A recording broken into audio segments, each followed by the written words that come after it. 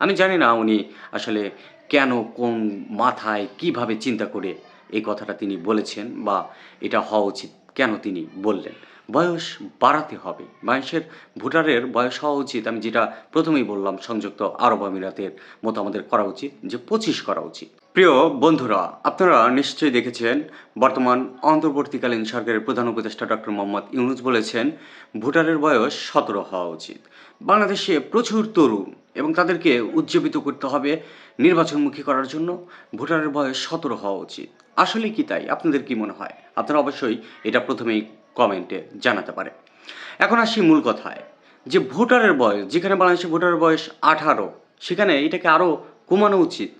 আপনাদের বুঝতে হবে ভোটারের বয়স, বাংলাদেশের যে অবস্থা, সেই অবস্থায় আমরা যদি ভোটারের কিছু বিষয় নিয়ে কথা বলতে চাই, তাহলে আমরা দেখি বাংলাদেশের যে অর্থনৈতিক সামাজিক অবস্থা, মানসিক পরিপক্কতার বৃদ্ধি কোন বয়সে ঘটে, এগুলো আমাদের প্রথমে কিন্তু বিবেচনা করতে হবে। এগুলো দেখলে আমরা দেখি বাংলাদেশের মানুষের ভোটের অধিকার আসলে একজন ভোটারকে দেওয়া উচিত সংযুক্ত আরব আমিরাতের মতো ২৫ বছর বয়সে গিয়ে।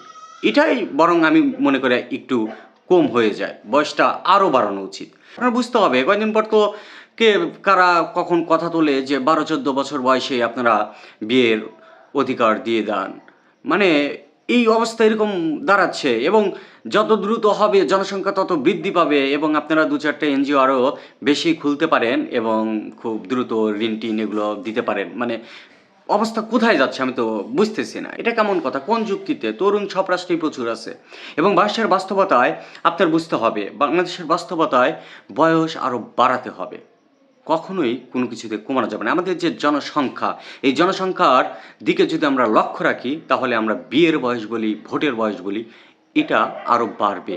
এটাকে কমানোর কথা চিন্তাই করা যাবে না। এবং আমাদের যদি মানসিক পরিপক্কতার কথা বলি, আমরা কাকে ভোট দেব, সেই কথা যদি আমরা চিন্তা করি, তাহলে দেখি আমাদের ২৫ বছরই তো কম হওয়া যায়। আমাদের ১৭ বছরের একজন ছেলে-মেয়ে, তারা তাদের নিজস্ব চিন্তার মাধ্যমে সঠিক নির্বাচিত একজন প্রতিনিধি সে বাঁচতে পারবে। নিজের স্বাধীনতা তার কি সেটা রয়েছে, সেটাও দেখতে হবে। বাংলাদেশের মানুষ কোন বয়সে কর্মক্ষম হয়, সেটাও একটা কথা। একটা ১৭ বছরের মানুষ বাংলাদেশের সেলফ ইন্ডিপেন্ডেন্ট তার হওয়া কোনোভাবেই সম্ভব না।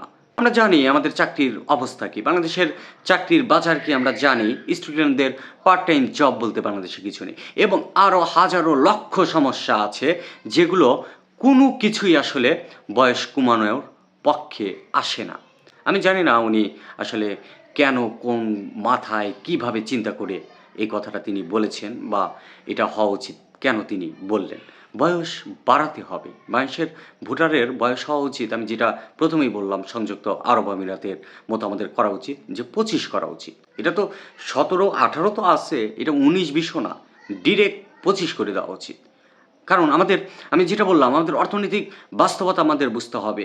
আমাদের জনসংখ্যা এবং অন্য দিকগুলো আমাদের বুঝতে হবে। আমাদের মনস্তাত্ত্বিক ব্যাপার থাকে এগুলো। বয়স কমানো কোনো সলিউশন না। বয়স কমানো কোনো ভালো কিছু না। আপনি বয়স কমাবেন আর ভালো কিছু হবে, রাজনৈতিক অঙ্গনে ভালো কিছু হবে। এটা একেবারে বাজে এবং অপরিপক্ক একটা চিন্তাভাবনা। এবং বাংলাদেশের বাস্তবতা এটা তো কল্পনাই করা যায় না।